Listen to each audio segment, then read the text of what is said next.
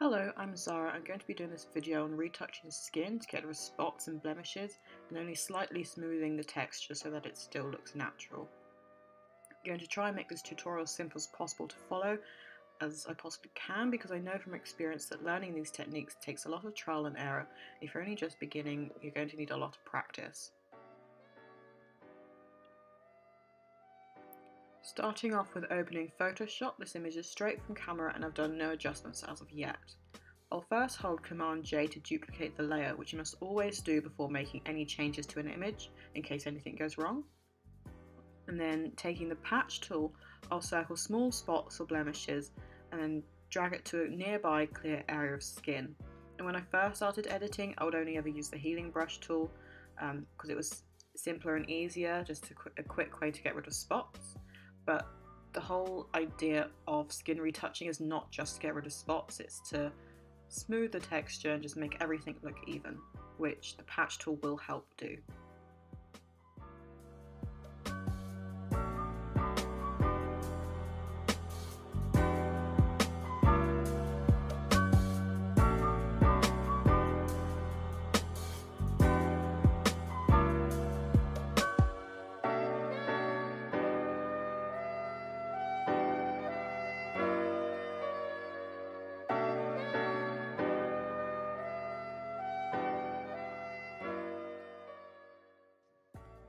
Now that I've finished that part, I'm now duplicating the layer again so that I can move on to the next step.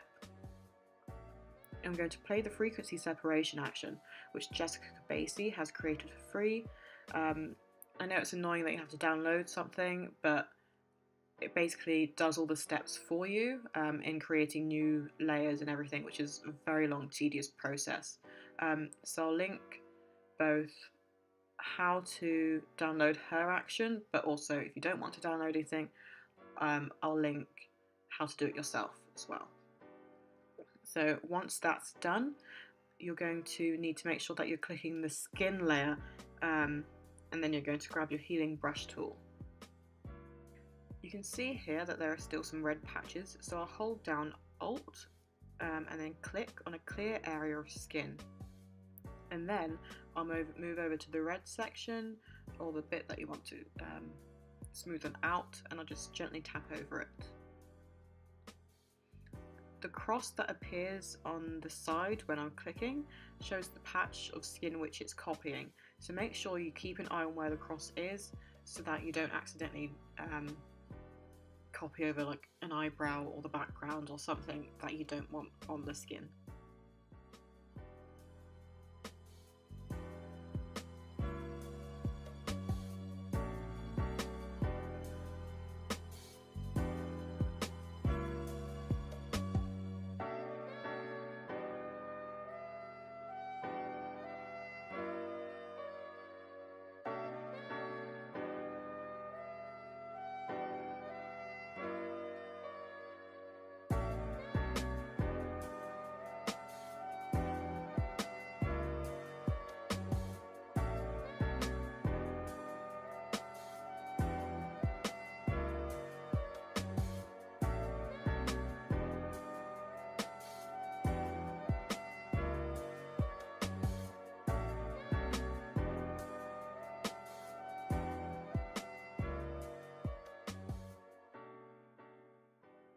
Now I'm quickly going to merge those layers and duplicate again so that I can work quickly on clearing up some of the background, and to do this I'm just using the patch tool.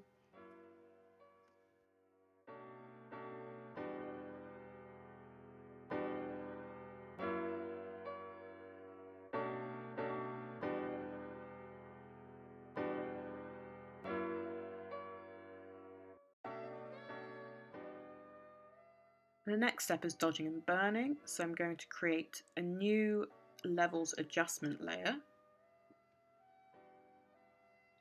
I'm going to bring the middle arrow up to the top so that the image is brighter and overexposed.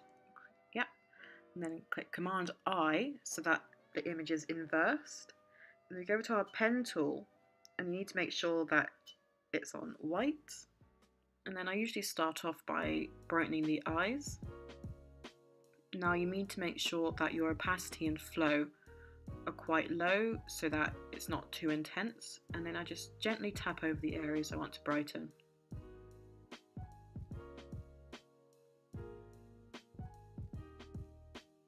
But after zooming out, I realised that I did it a bit too much for my liking, so to change this, go back to a black pen and go over it just slightly so that it dulls down the brightness that I just made.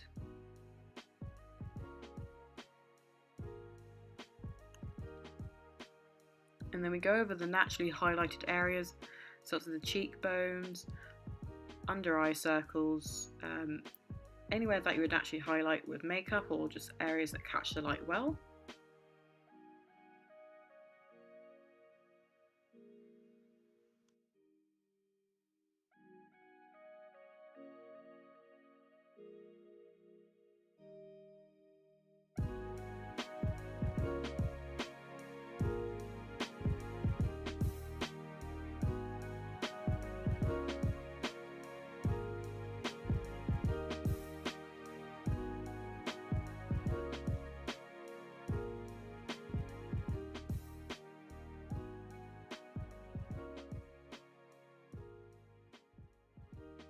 Now we're going to do exactly the same thing of what we just did, except we're going to be making it darker.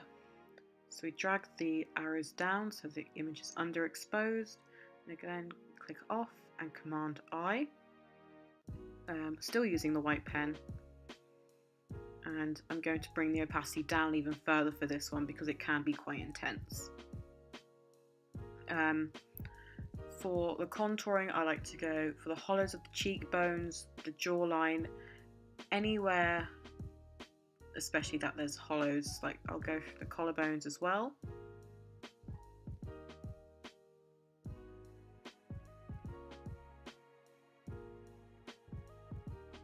Also, a good tip is to make the lips look more full is just to darken the inside and brighten the outside of the lips, and he's naturally pouting anyway, and this is just going to enhance it all.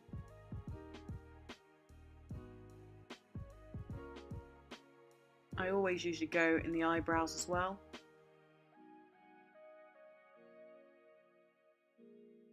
Going back to the highlighting layer, I'm going to bring up the opacity and make the pen a bit smaller, and then go over some bright areas of the hair to make them stand out.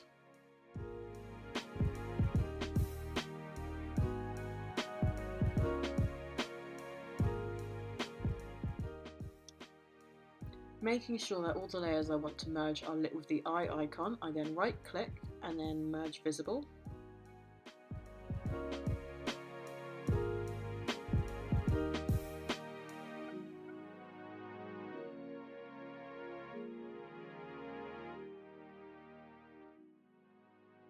After this, I'm going to change the background, so I go up to adjustment layers and then selective color, and it's a blue background, so I'm going to change the cyan and blue to get to the kind of shade that I want.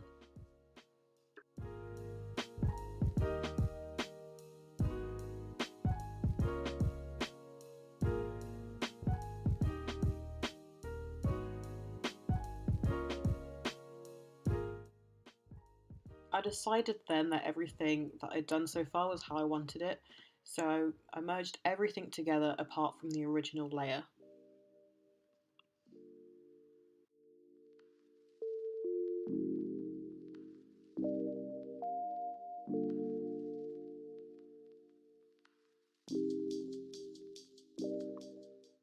I went back in with a new selective colour adjustment layer to change his skin tone slightly, and the best colours to change for this are red and yellow.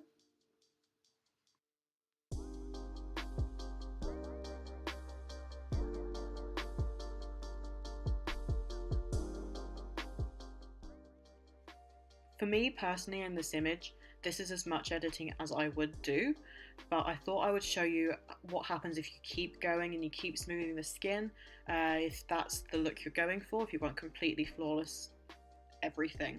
So I'll quickly show you how I've done that just by going back with a frequency separation layer again and just going over everything a lot more.